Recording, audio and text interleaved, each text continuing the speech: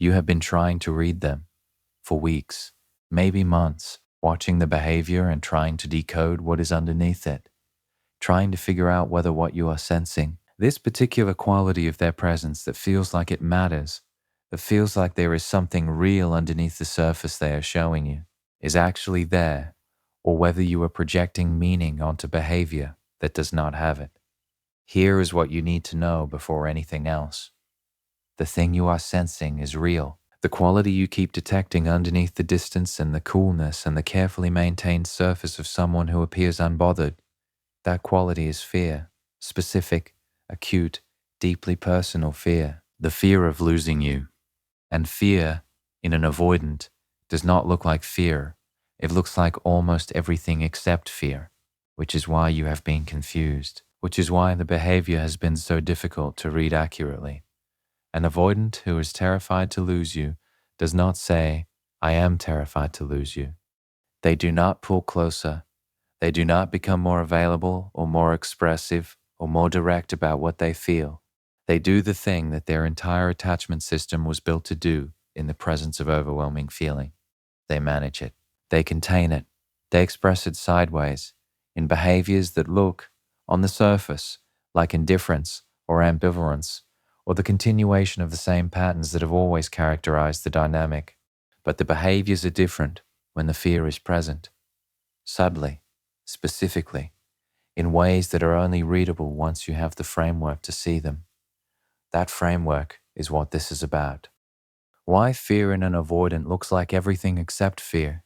The avoidance attachment system was built on one foundational adaptation: the suppression of need. The early environment that shaped the avoidant communicated, not always explicitly, sometimes through the consistent, quiet absence of emotional attunement. That expressing need produced outcomes worse than suppressing it. That vulnerability was not safe. That the most reliable way to maintain connection and avoid the specific devastation of emotional rejection was to stop presenting as someone who needed anything. That adaptation was not a choice. It was a survival strategy developed before conscious awareness had any say in it. And it worked.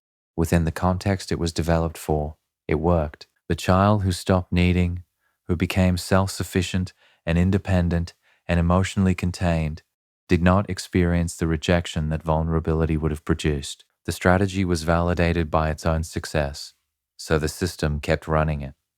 Into adulthood, into relationships that are nothing like the original environment, into connections with people who are not the original caregivers and would not respond to vulnerability the way the original caregivers did. The system does not know this. Systems do not update based on the changed external environment. They update based on sustained internal experience, and the internal experience has not yet produced sufficient evidence that vulnerability is safe, which means that fear, the acute, overwhelming, this person matters too much fear that an avoidant feels when they are genuinely terrified to lose someone, cannot be expressed as fear. The system that suppresses need suppresses the expression of that fear along with everything else. And what is suppressed does not disappear. It gets expressed through the only channels the system has available, through behavior that is not direct, that is not named, that reveals the fear indirectly, in specific patterns to anyone who knows what they are looking at. You are about to know what you are looking at. The first behavior, increased irritability that has nothing to do with you. One of the first behavioral signals is a specific quality of irritability that surfaces in interactions with you.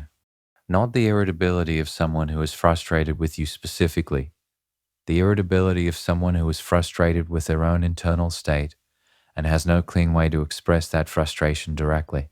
Here is the psychology underneath it. The fear of losing you creates an internal conflict that the avoidance system is not equipped to manage cleanly.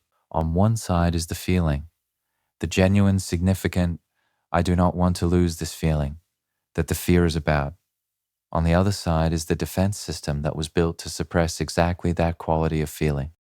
The conflict between them produces a tension that has nowhere to go through the direct channel of honest emotional expression, so it bleeds out sideways, into tone, into the slightly shorter responses, into the disproportionate reaction to something small, into the specific quality of friction that makes you feel like you did something wrong when you did not do anything wrong. The irritability is not about you. It is the internal conflict finding its only available exit, and it tends to increase specifically in the moments when the fear is loudest, when something happens that makes the potential loss feel more real, when you mention something that signals your independence, when you seem less available than usual, when a conversation touches the unspoken reality of what exists between you and what it costs both of you. The fear spikes and the irritability follows. What this looks like in practice is the interaction that leaves you confused and slightly destabilized, where the tone was off and something felt wrong, but nothing specific was said that explains the wrongness, where you replay the conversation, trying to identify what you did and cannot find it because there was nothing to find, where the friction came from something that had nothing to do with the surface content of the interaction. That specific confusion, that particular quality of having been in contact with someone whose emotional interior was producing something that never got named, is one of the clearest signals that the fear is present. Because the avoidant who does not care does not produce this kind of friction. The avoidant who does not care produces clean indifference. The friction is the feeling leaking through the management. The irritability is the fear that cannot be named behaving like the emotion that was available instead. The second behavior, sudden hyper-focus on your well-being. This one is easy to miss because it does not look like fear, it looks like care, which it is, but care expressed through a specific channel that the avoidance system can authorize when the direct expression of feeling is not available. When an avoidant is terrified to lose you, they often become suddenly, noticeably more attentive to the practical aspects of your well-being, not your emotional well-being. That territory is too close to the feeling itself, too directly connected to the vulnerability of caring. But the practical, did you eat? Did you sleep? Is the thing you were worried about okay? Do you need anything? This is the avoidance system, finding the expression of care through the channel that does not require full emotional exposure. Practical attentiveness can be framed as functional, as the normal concern one person has for another. It does not require naming the feeling underneath it. It does not create the specific vulnerability of saying I care about you and I am afraid of losing you. It allows the care to be expressed without the admission of how much the caring means. And the hyper-focus tends to increase specifically when the fear is most acute, when the loss feels most possible, when something has happened that has activated the avoidance system into the specific acute version of the fear that this behavior is a response to. In those moments, the practical attentiveness becomes almost compulsive. The checking in that was not characteristic of the dynamic before, the noticing of what you need that was not previously part of their behavioral repertoire, the small, practical, not directly emotional expressions of care that are arriving more frequently and with more intensity than the situation seems to call for. You might have noticed this and felt confused by it because the practical attentiveness arrived without the emotional directness that would make it feel like the connection you were hoping for. Because the care was visible, but the feeling underneath it was not named. Because you could feel something in the behavior that was significant and real and could not quite access what it was. What it was is the fear, expressed through the only channel available, arriving at the wrong address because the right address, direct emotional expression, was not accessible to the system expressing it. But arriving, which is the part that matters, which is the signal worth reading accurately rather than dismissing because the delivery was indirect. The third behavior, testing your constancy without asking for it directly. An avoidant who is terrified to lose you does not ask, will you stay? The asking is too direct, too exposing, too clear an admission of the fear that drives it. But the question exists, loudly, underneath everything. And the system that cannot ask it directly finds other ways to get the information it needs. The testing looks like provocation, small, deniable, not quite explicable provocations that seem designed, not consciously, but functionally to see how you respond. The comment that was slightly more critical than necessary. The withdrawal that was slightly more complete than the situation warranted. the moment of deliberate coolness that arrived without adequate cause. All of these are the question, will you stay being asked in the only language the avoidance system can use? And the answer the system is watching for is not the verbal answer, it is the behavioral one. Whether you withdraw in kind, whether you escalate, whether you show the specific conditional quality of investment that would confirm the fear that your presence is contingent on their behavior meeting a standard that the avoidance system is not confident it can consistently meet, or whether you stay, not desperately, not in the anxious please don't leave way that would confirm a different fear, but genuinely with the specific, grounded quality of someone whose investment is real enough to survive the provocation without collapsing or reacting. Someone whose presence does not require performance to remain. That staying, the behavioral demonstration that the constancy exists, is what the testing is looking for. And when it arrives, something happens in the avoidance system that the direct assurance you are safe could never produce. Because direct assurance is verbal, and the system that suppresses feeling is not reliably moved by verbal input. It is moved by behavioral input. By the repeated, consistent, this person stayed when the system tested, whether they would evidence that accumulates across multiple instances of the testing. The testing is not conscious manipulation. It is the fear's attempt to gather the information that the fear needs. The information being, is this person actually reliable in the way that my system has learned to believe no one is? The answer, delivered through your behavioral response to the provocation, is the most important input the avoidance system receives about whether the relationship is something it can begin to allow itself to need. The fourth behavior, disappearing right after the best moments. This is the one that tends to cause the most pain and the most confusion and the most second guessing of everything that preceded it. The best moment happens, the conversation that went somewhere genuinely real, the closeness that felt different from the managed warmth of the dynamic's ordinary register, the moment where something dropped between you and the connection felt like what it actually is, rather than what the defense system usually allows it to present as. And then they disappear, not dramatically, not with a fight or an explicit withdrawal, just gone, less available, cooler. The warmth that was so present in the best moment somehow receded in the days that followed it, and you are left trying to understand how the thing that felt most like progress produced what looks most like retreat. Here is what happened. The best moment activated the fear at its highest intensity, because the best moment was the clearest possible evidence of what there is to lose. The closeness that was real and felt and undeniable. That closeness is not comforting to the avoidance system in the way you experienced it. It is threatening, not because the avoidant does not want it, because the avoidant wants it, and the wanting of it makes the potential loss of it feel unsurvivable.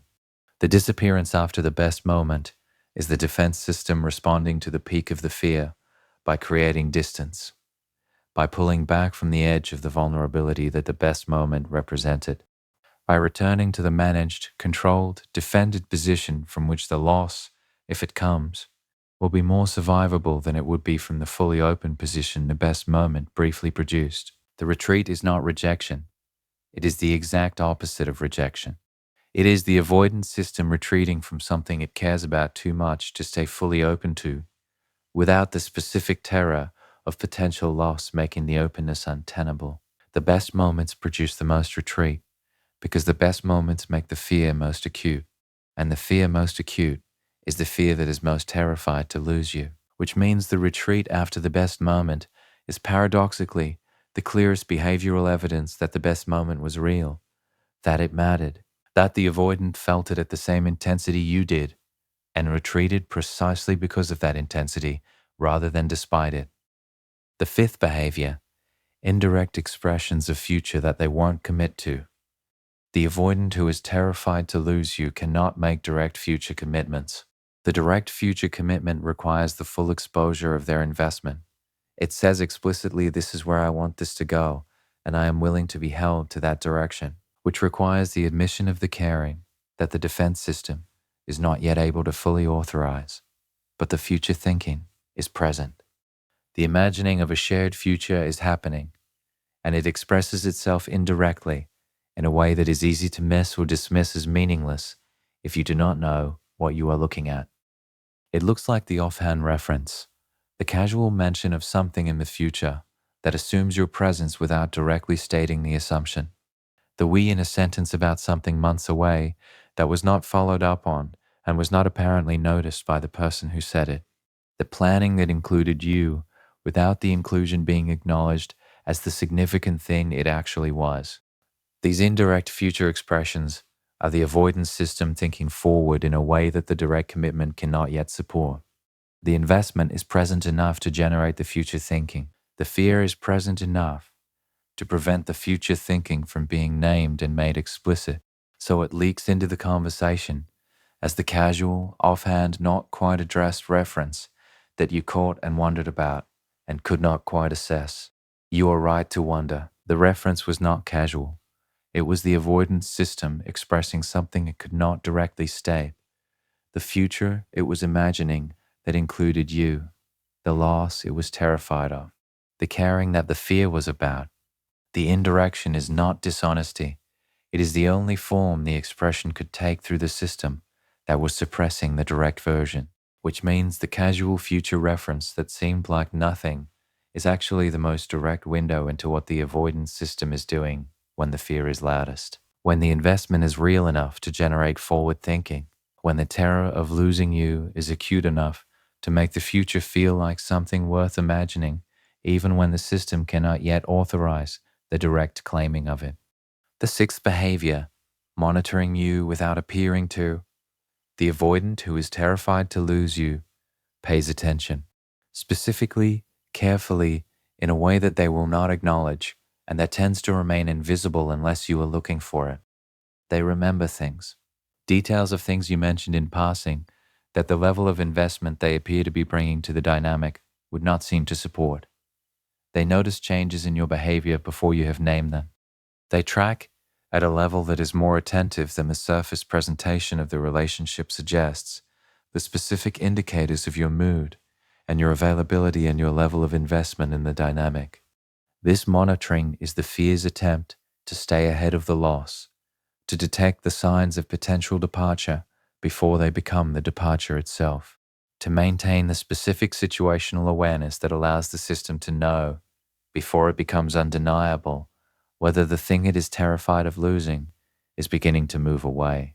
It shows up in the specific quality of being known by someone who appears not to be paying that much attention, the way they reference something you said weeks ago that you had forgotten you mentioned, the way they respond to your mood before you have said anything about your mood, the way the monitoring of your well-being that was described earlier has a precision to it that only comes from sustained, careful, genuinely invested attention. That attention is one of the most revealing things, because attention of that quality is not available to someone who does not care. It is not produced by casual interest or the baseline attentiveness of ordinary social interaction. It is produced by the specific, acute, ongoing anxiety of someone who is watching closely, because the thing they are watching closely matters too much to risk losing without maximum available warning. The monitoring is the fear expressed as vigilance. It is the caring that cannot be named finding its expression in the sustained, careful, never directly acknowledged attention to everything about you that might signal what the fear is most afraid of. What all of these behaviors have in common, none of them say, "I am afraid to lose you." That is the first thing. Not one of them delivers the message directly. Not one of them gives you the clear, unambiguous, finally named version of what is underneath the behavior. All of them are the fear finding its way out through the only channels available, through irritability and practical attentiveness, and testing and retreat and indirect future references and vigilant monitoring, through everything except the direct expression of the thing that is driving all of it. And this is important to sit with, because the temptation, when you understand that all of these behaviors are the fear expressed indirectly, is to want the direct expression, to finally have the conversation where the fear is named and the caring is acknowledged and the investment is made explicit in a way that does not require you to read behavior and decode signals and wonder whether you are imagining things. That conversation may never happen in the form you want it to, not because the avoidant does not feel what the behavior is expressing, but because the system that produces the indirect expression is the same system that prevents the direct one. And that system does not change because you understand it. It changes through the sustained, experiential evidence that direct expression is survivable. That vulnerability does not produce the outcome it was built to prevent. Building that evidence, creating the conditions in which the avoidance system can gradually, incrementally, with significant resistance and nonlinearity begin to experience direct expression as something other than an unacceptable risk, is the longer work, the work that follows the decoding. And the decoding, reading the behaviors accurately, understanding the fear underneath them, stopping making the behavior mean something about your worth rather than something about their terror, is where the longer work begins. You are not imagining things. The fear is real. The caring it is about is real. The behaviors you have been trying to read have meaning. Specific, consistent, fear-driven meaning that has nothing to do with your value and everything to do with the specific, acute, this person matters too much experience that the avoidant is managing through every channel except the direct one. That is the validation. That is the decoding. And what changes in you when you hold both of those things accurately? When you can see the fear for what it is and stop making the behavior mean something it was never about, is where this conversation goes next. Because the knowing changes everything about how you respond, and the response changes everything about what becomes possible. That is exactly where we are going. So you know what the fear looks like now. You can see it in the irritability that has nothing to do with you, in the practical attentiveness that arrives without emotional directness, in the testing and the retreat after the best moments, and the indirect future references, and the careful, never acknowledged monitoring. You can read the behavior accurately now, in a way you could not before. And something shifts when you can read it accurately. Not everything. Not the pain of the indirection, or the exhaustion of the decoding, or the specific loneliness of being cared for by someone whose caring arrives through every channel except the direct one. Those things do not disappear because you understand them better, but the meaning changes. The story you were telling yourself about what the behavior meant, the story that had you at the center of it as the variable, as the thing that was or was not enough to produce the directness you needed, that story loses its hold because the behavior was never about you. It was never a verdict on your worth or your lovability or whether you were the right person or doing the right things. It was the fear, specific, personal, rooted in their history fear, expressing itself through the only channels available to a system that was built to suppress exactly the feeling the fear is about. That reframe is not small. It is the difference between carrying the behavior as evidence of your inadequacy and carrying it as information about their psychology. And information is workable. Evidence of inadequacy is not. So now the question becomes, what do you do with the information? How does knowing what the fear looks like change how you move through the dynamic? What becomes possible in the relationship that was not possible when you were reading the behavior as being about you rather than about them?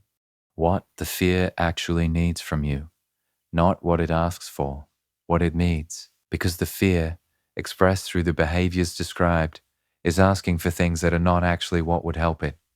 The testing is asking, will you stay, while simultaneously making staying harder. The retreat after the best moments is asking for space while simultaneously creating the distance that makes the loss feel more likely. The monitoring is asking for reassurance about your continued investment, while doing so through a channel that cannot receive reassurance because it was never designed to ask directly. The fear is asking for the wrong things through the wrong channels, not because the avoidant is trying to be difficult, because the system that generates the asking does not have access to the clarity required to ask for what would actually help. What would actually help is something specific, and it requires you to understand it clearly, because it is not what instinct suggests. What the fear needs is the behavioral demonstration of constancy but does not require the avoidant to ask for it, not the verbal reassurance, not the conversation where you explain that you are not going anywhere and you care about them and you want this to work. Those things go into the system through the verbal channel, and the system that suppresses feeling is not reliably moved by the verbal channel.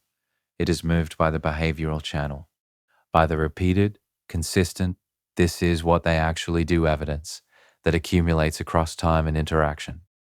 The constancy that the fear needs looks like this. You are warm when they are irritable without being consumed by the irritability. You are present when they retreat after the best moments without chasing the retreat or collapsing under its weight. You respond to the testing with the grounded, genuine, non-dramatic staying that the testing is looking for. You receive the indirect future references without either over-interpreting them into commitments they were not yet ready to be or dismissing them as meaningless. You allow the monitoring to occur without performing for it. All of this requires something from you that is genuinely difficult. It requires you to be affected by the behavior, to feel it, to register what it costs, to acknowledge internally the specific loneliness of the indirection without being destabilized by it, without the being affected changing the fundamental quality of your presence, without the cost of the behavior producing the specific reactive quality that would confirm the fear's worst expectations. This is the distinction between being impacted and being destabilized. The fear needs you to be impactable, genuinely, humanly responsive to what is happening, without being destabilized, because destabilization confirms the fear. It says your investment is fragile, that the cost of the behavior has brought you close to the edge of withdrawal, that the loss the fear is terrified of is actually imminent in a way that the fear needs to continue protecting against. Impactable but not destabilized, affected but not consumed, present to the cost without the cost changing the fundamental quality of your presence.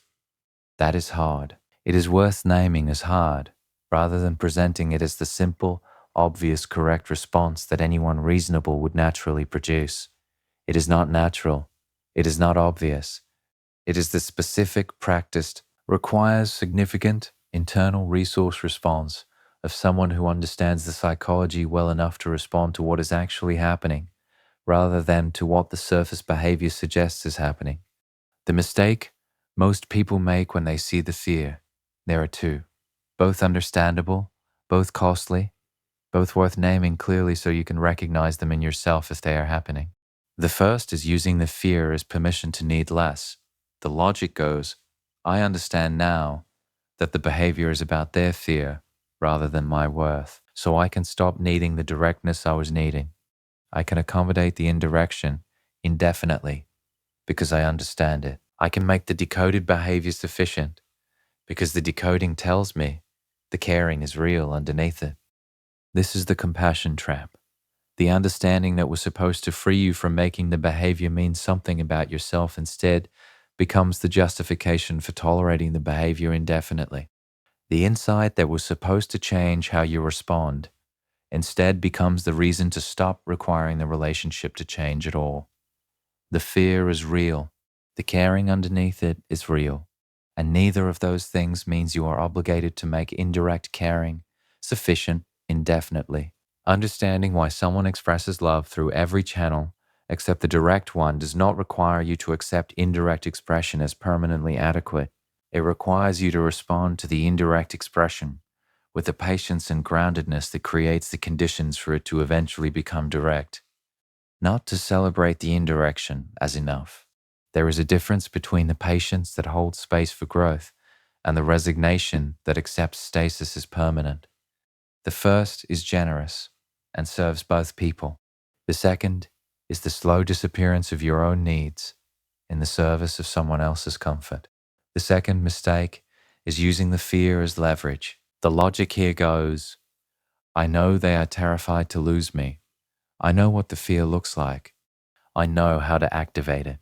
And so I begin, consciously or unconsciously, to manage my availability in ways that are designed to keep the fear acute, to remain slightly unpredictable, to ensure that the threat of loss stays present enough to maintain the activation that produces the behavior that confirms the caring. This is the strategy trap. The insight that was supposed to create genuine connection instead becomes the tool for maintaining an artificial dynamic. And the dynamic it maintains is not connection. It is the specific, exhausting, indefinitely suspended quality of a relationship organized around the management of someone else's fear rather than the genuine mutual investment of two people who are choosing each other. Both mistakes are ways of using the understanding to avoid the actual work. The actual work is harder than either. The actual work is holding your own needs clearly, including the need for directness, for consistency, for a relationship that is not indefinitely organized around the management of their fear, while simultaneously creating the conditions that make genuine growth possible, while maintaining the patience and groundedness that the fear needs, without sacrificing the standards that your own worth requires. Both things at once, your needs and their fear, your standards and their growth, your worth and their psychology. That both at once is the whole challenge, and it is the only approach that actually serves anyone in this dynamic. What changes in the dynamic when you stop making the behavior about you? Something specific happens when you genuinely, not performatively, not as a strategy, but actually stop reading the avoidance behavior as being about your worth. When the irritability stops landing as evidence that you did something wrong. When the retreat after the best moments stops producing the panicked quality of someone who is watching the connection slip and reaching to recover it. When the testing stops activating the anxious response that the testing was designed to detect. The quality of your presence changes in a way that the avoidance system notices before you have said anything different or done anything strategically different.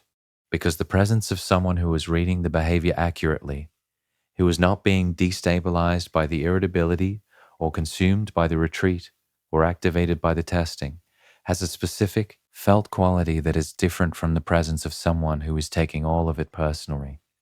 It is steadier, not colder, not more distant, steadier. The specific quality of someone who is genuinely present in the interaction, without the interaction having the power to fundamentally shift the ground they are standing on. Who can receive the irritability without becoming the irritability's subject? Who can watch the retreat without chasing it? Who can feel the testing without performing for it? That steadiness is the most disarming thing the avoidance system encounters, because the system was built to expect a specific response to the behavior. The irritability was supposed to produce withdrawal or escalation. The retreat was supposed to produce pursuit or collapse. The testing was supposed to produce the anxious, contingent response that confirms the fear's worst expectations. When none of those expected responses materialize, when the steadiness is present instead, the system does not have a prepared response. Its predictions about the interaction failed. And when predictions fail consistently, the system begins to update, slowly, non-linearly, with significant resistance. But actually, the update is the avoidance system gradually building the experiential evidence that your presence is genuinely safe, that the caring you are expressing is not the conditional, performance required, manage yourself carefully or lose it caring that the system learned to expect in the original environment that shaped it, that you are actually this specific quality of actually a different kind of presence than the ones that taught the system its original lessons. That updating is earned security, not granted, not produced by your verbal reassurance or your explanation of your constancy. Earned through the repeated, consistent, behavioral evidence of your actual presence across time and interaction. It is slow. It does not produce visible results on the timeline you would prefer. It requires the investment of patience and groundedness, and the maintenance of your own worth alongside the creation of the conditions for their growth. It is not a guarantee. It does not produce the directness you need on any particular schedule, but it is the only process through which the directness becomes possible, and the steadiness that accelerates it, that genuine, non-performed, reading the behavior accurately steadiness, is only available to you now that you understand what the behavior actually is. The decoding made it possible. The steadiness is how you use it. The conversation that becomes possible. There is a conversation that the steadiness makes possible that was not possible before it. Not immediately, not in the early stages of the updated dynamic, but after enough consistent behavioral evidence is accumulated, after the avoidance system has had enough experiences of your steady, non-destabilized presence to begin updating its predictions, a different kind of interaction becomes available. Not the conversation you have been trying to have, the one where you explain your needs and they deflect, or the one where you express the impact of the behavior and the deflection playbook runs its course. That conversation is still not going to produce what you need through the mechanism of explanation. The conversation that becomes possible is different. It is quieter, less loaded. It does not carry the weight of everything that needs to be resolved in this one interaction.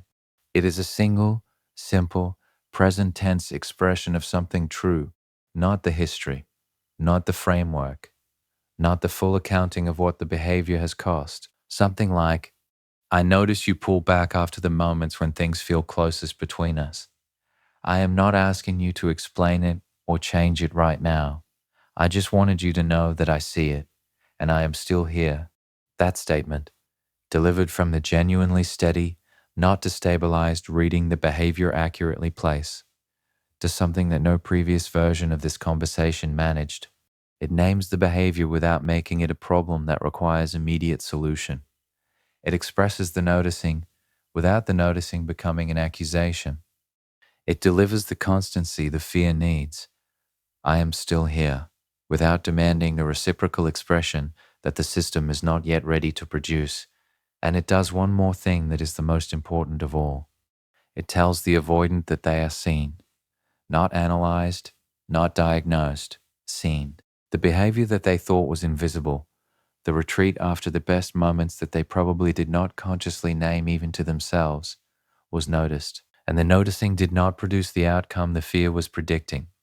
It did not produce the withdrawal or the demand or the escalation that visibility was supposed to prevent. It produced the steady, warm, I am still here, that the fear has been testing for all along.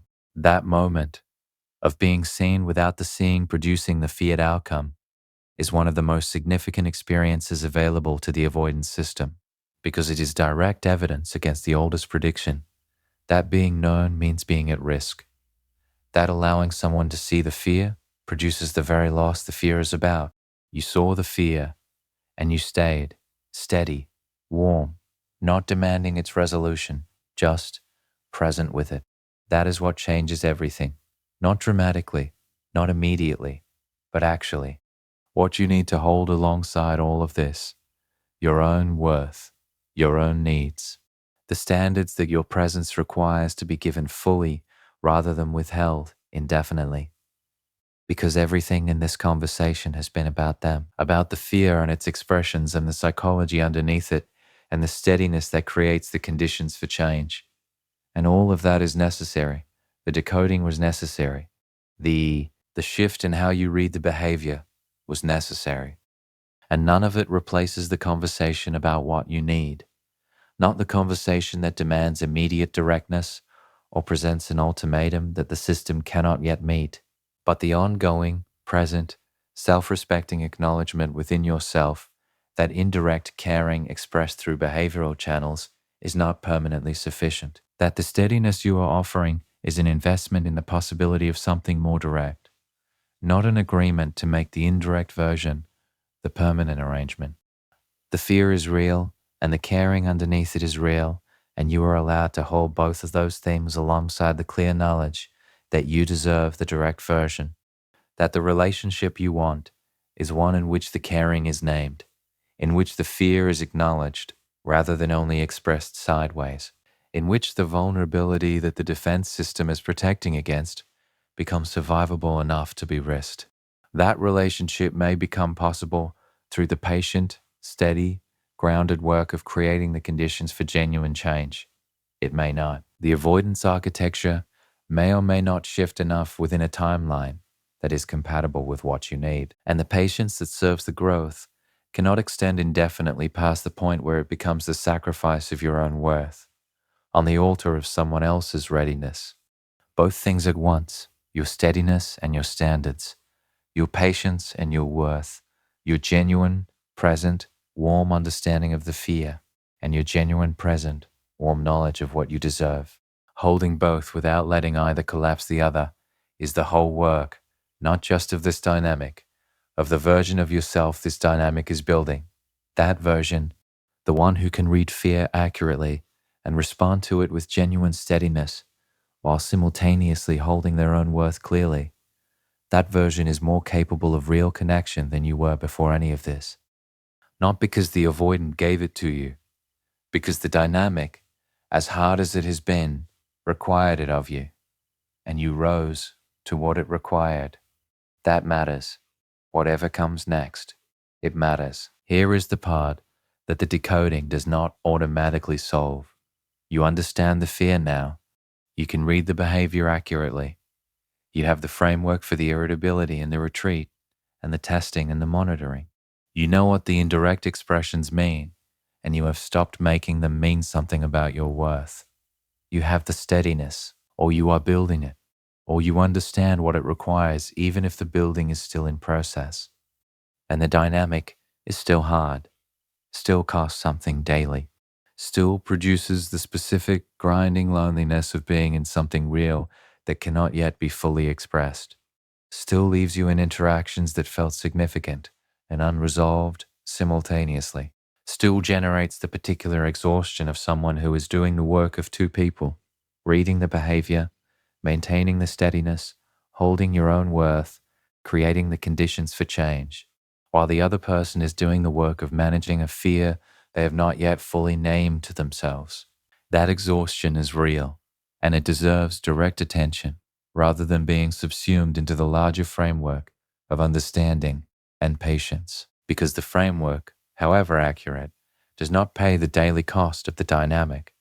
You do, and the cost has a limit, not a moral limit, a practical, human, this is what a person can sustain limit that deserves honest acknowledgement rather than indefinite deferral in the service of the growth that may or may not arrive on any particular timeline. So this is the conversation about the limit, about what sustainable looks like, about the difference between the patience that serves genuine growth and the patience that has become the indefinite suspension of your own life, pending someone else's readiness, about what you owe the dynamic and what you owe yourself, and about how you know, actually know, in the body rather than just in the framework, when one has tipped into the other. The difference between growing patience and suspended living. Growing patience has a quality of forward motion to it. It is not static. It is not organized around waiting. It coexists with the genuine, daily, actually happening investment in your own life that continues regardless of where the dynamic is. Your life is moving. Your growth is occurring. Your bandwidth is not entirely allocated to the management of the dynamic and the maintenance of the steadiness. You are present in the relationship without the relationship being the primary organizing fact of your existence. That kind of patience is sustainable. It has its own rewards that are independent of the dynamic's trajectory. The development of the steadiness itself is rewarding. The deepening of your own self-knowledge through the work of reading behavior accurately, rather than personally, is rewarding. The specific, hard-won clarity about what you need and what you will not indefinitely accept, that clarity is valuable regardless of what the dynamic produces. Suspended living has a different quality. It is organized around waiting, in a way that is consuming rather than coexisting. The life that was supposed to be moving forward alongside the patience has instead become the thing that is on hold, pending the dynamic's resolution. The bandwidth that should be distributed across your full life is concentrated almost entirely on the management of the relationship. The forward motion exists in appearance, but not in substance. You are doing the activities, but not genuinely inhabiting them. Going through the motions while the real attention remains allocated to the question of whether the avoidance sphere is going to resolve into the directness you need. The test for which one you're in is honest and simple, not flattering, just honest. If the dynamic resolved tomorrow, if the avoidant became fully direct, named the fear, offered the closeness the behavior has been expressing indirectly, Would your life look substantially different from how it looks right now? Or has the patient waiting become the life itself? Has the sustaining of the conditions for their growth become so consuming that the life you were supposed to be living alongside it has quietly disappeared into the background? If the answer is that the resolution would not substantially change your life because your life is genuinely happening, growing, moving, engaging you fully in ways that are independent of the dynamic, then the patience is the growing kind. It is sustainable.